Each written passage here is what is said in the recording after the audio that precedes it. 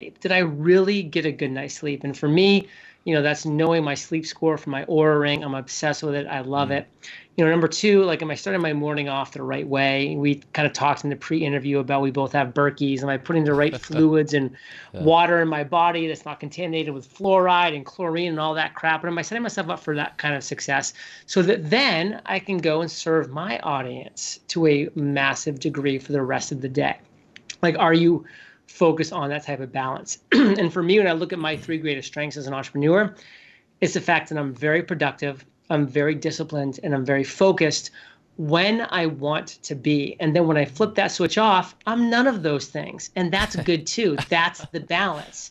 So when I'm working, I'm productive. I'm producing the right content. When I'm working, I'm disciplined. I am a disciple to my plan of action. And when I'm working, I'm focused. I am following one course until success. And then when I'm not working, again, I'm none of those things. I'm chilling by the pool, I'm watching Netflix, I'm going for a walk, listening to whatever. Like, it's just that. It's the yin and the yang. And so for me, it's that balance that's allowed me now for 7 years to run a successful business. Right on. It's amazing to hear that coming from you because I know that can encourage a lot of people. The biggest thing I've learned, John, from interviewing people has been they hack their own susceptibilities. Do you find that to be true? It sounds like you do. I don't know. Absolutely. Yeah. And every day I try to just tweak a little bit more. Like, one thing that I really feel like is one of my strengths Hmm. is that I'm always tweaking and adjusting, and I'm making things a little bit better, which over the course of a couple of weeks, you're like, okay, that's not even that much better. Yeah. But over the course of 6 months, it makes a massive difference. And again, we'll go back to the Berkey filter. It's just like, Yeah. I love that thing. that upgrade of Yeah. my water, like, over a couple of weeks isn't going to change that much. But now putting that kind of clean, clear, filtered water into my body for 6 months, for a year, for 10 years, it's going to make a massive difference in my overall health Mm. going forward. And that's just one example, of Yeah. all the things I'm looking to focus and up level in my life. Mm. So your podcast and brand EO Fire, Entrepreneurs on Fire, just in the month of January, you earned over $140,000 in January alone, at least according to your website. Is that up to date? That is 100% up to date. And we've been doing that for 65 months in a row. Wow. And I know you've shared before why you share your income statements or reports. What do you do with all this money? How do you handle the success? You know? Well, that's one reason why I moved to Puerto Rico 3 years ago, so I could Mm. actually keep all this money that I make. There you Because, go. a dirty Mm. little secret is, most people in the States make a lot of money, but Mm. then they're like, where's all my money? Well, it's being taxed to death. So you don't have any money. You make a lot of money, you spend a good amount of money, you run your business, and you pay taxes with all the rest. I moved to Puerto Rico so I can actually keep the money that I make, so I can invest in myself, my business. I can invest in actual investments in companies and stocks and bonds and mutual funds and trips and experiences and all of those things, while all the time building a really diversified, strong nest egg for me going forward, so I can continue to have the freedom, the financial and the lifestyle freedom to do what I want when I want to do it. And that's why you can't find me outside of Puerto Rico very often. That's awesome. Thanks for sharing that with us, John. Um, when you were doing so was Entrepreneur on Fire's growth gradual or was it hockey stick growth?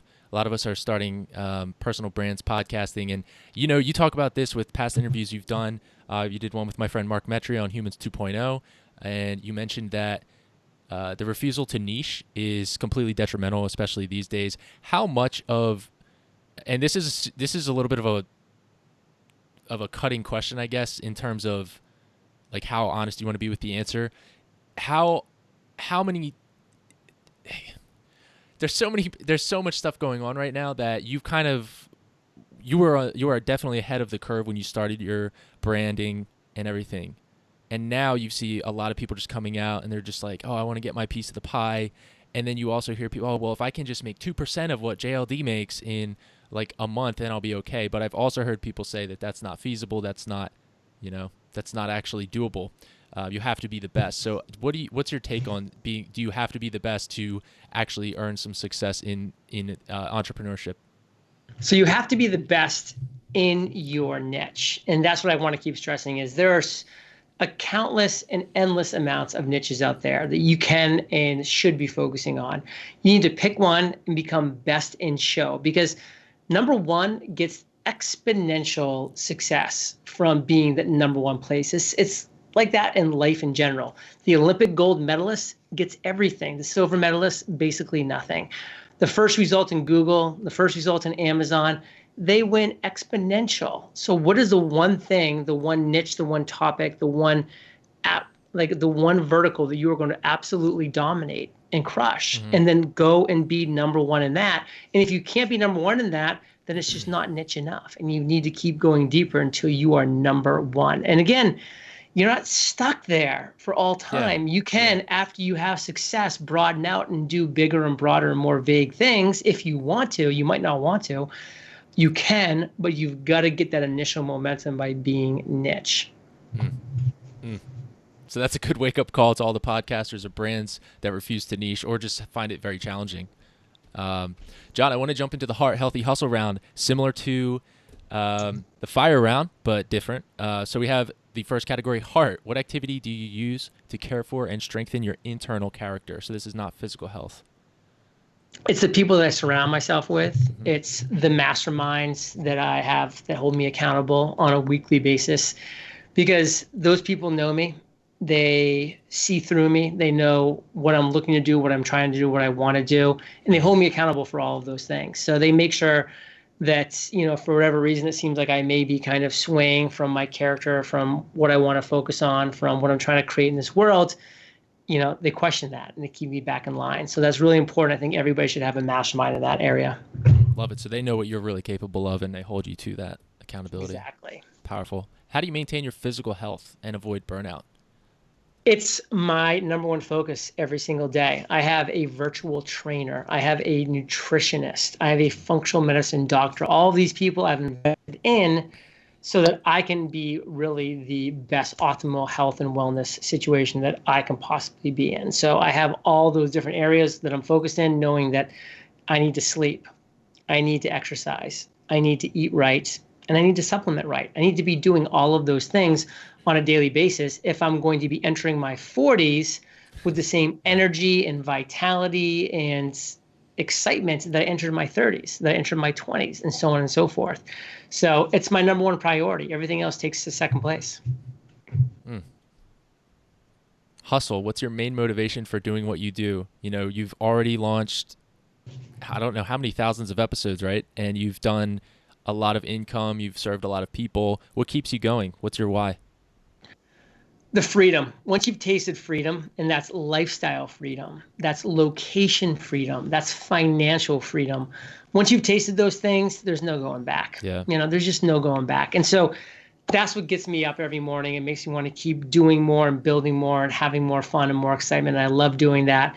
And in addition to that trifecta of freedom is the ripple effect. Like the fact that I have inspired so many people that have now gone out and inspired so many people, and so on and so forth. Like it's this waterfall ripple effect that just exists in the world now that I'm so excited to be a part of, because there are people that have come before me that have inspired me. They're part of my upper waterfall. And so that's just the world that we live in. And I love that we can do that. That's really powerful. Wow.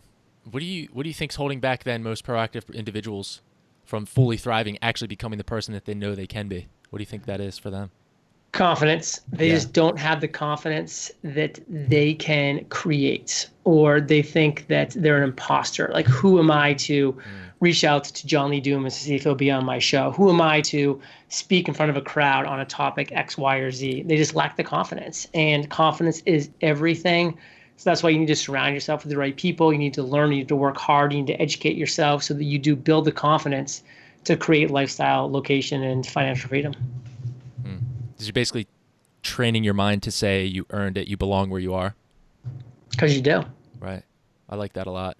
That didn't hit me until this past year. I was at a conference. It's actually Lewis House, Summit of Greatness. And E.T., the hip-hop preacher, was on, and he was like talking about how he had imposter syndrome up on stage, and how until he told himself, dude, you belong here, he wasn't able to really show up, you know? So it's huge for people's confidence. John, I really want to just express my gratitude to you for everything you've done. And thank you so much for spending some of your time with me today. It's a true honor. You're a legend in the space. And that being said, could you give us your number one piece of advice for the proactive professional listening who's been striving to build a great life but is struggling to decide on what to pursue? Try not to become a person of success, but instead a person of value. It's an Albert Einstein quote. It's super powerful. It's super needed. You need to say to yourself, what am I creating of value in this world? What solutions am I providing to people's real world problems? When you start asking yourself that question over and over again and answering that question at the end of each day, you're going to start moving forward and getting that incredibly difficult momentum. How do we give value to the people who don't need it, so to speak?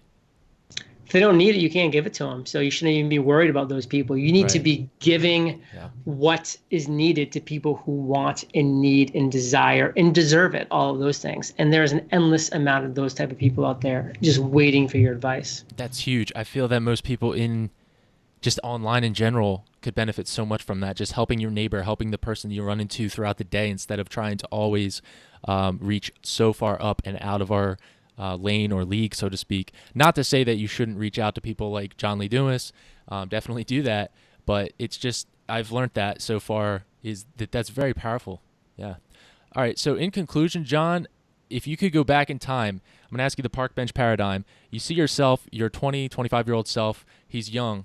He's going through a restless period of time. Let's say after your time in serving in the military, you are doing everything you were supposed to do. You went to college, you got the good job, you're wearing a suit every day. If you could go back in time, sit on the bench, put your arm around your own shoulder, what would you tell young JLD and why? I would say, brother, relax. Yeah. Just relax. We're in such a rush when we're 15, when we're 20, when we're 26, when we're 31. Like we're in such a rush to be a success now, today. Nothing happens overnight. Go read The Slight Edge by Jeff Olson. That's what I would tell myself. And just get 1% better every single day. And it's so much more attainable. It's so much less overwhelming. And it's something that everybody can do. Just get 1% better every single day. That's what I would tell myself. Awesome. John, before we go, what's your number one tip? What's one thing you think after speaking with me that you think I could do that would dramatically improve my life? You need to have a goal of being on 10 other podcasts every single month. Wow. You need to be a guest on other people's podcasts. Okay. Awesome. Well, I appreciate you, John, everything you do, and I will continue to be showing up on your media that you put out and try to hopefully add some value there with just some comments, some helping spread Fire Nation. And I appreciate your time and just speaking with us today on the Heart Healthy Hustle podcast, John. Thank you. Take care, Jonathan. All right. Peace.